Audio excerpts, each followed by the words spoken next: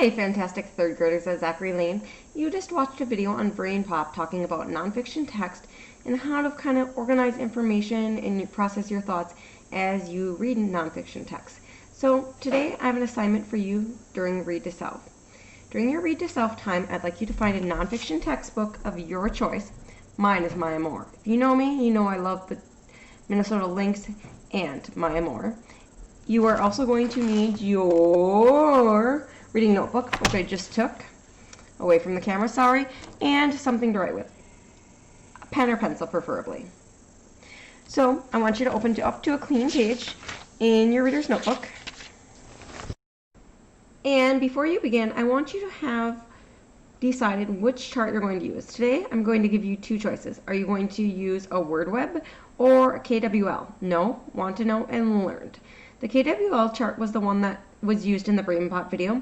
I'm actually going to do a WordWeb today with mine.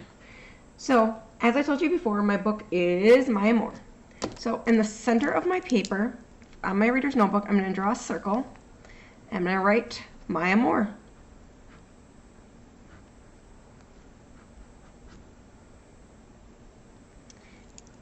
This will be the title of your nonfiction book, because today we are focusing on nonfiction.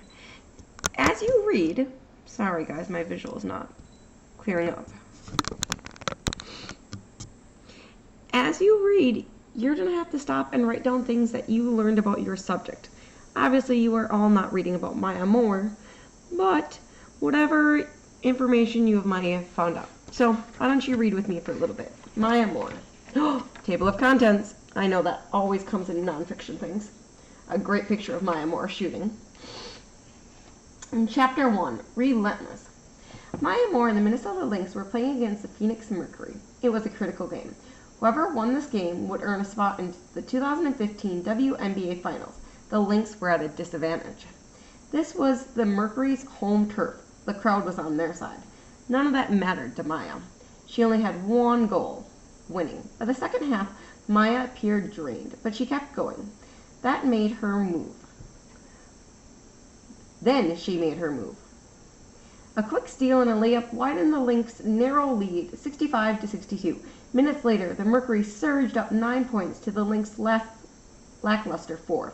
The score was now 69-71. Maya racked up 2 free throws. Now the score was tied at 71. Just 38.7 seconds left. Okay, so I'm going to write in another circle on my page, Relentless.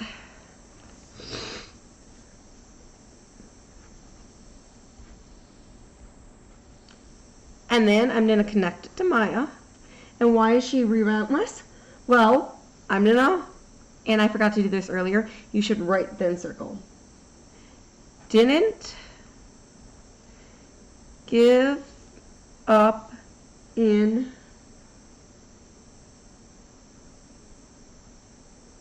game against Mercury.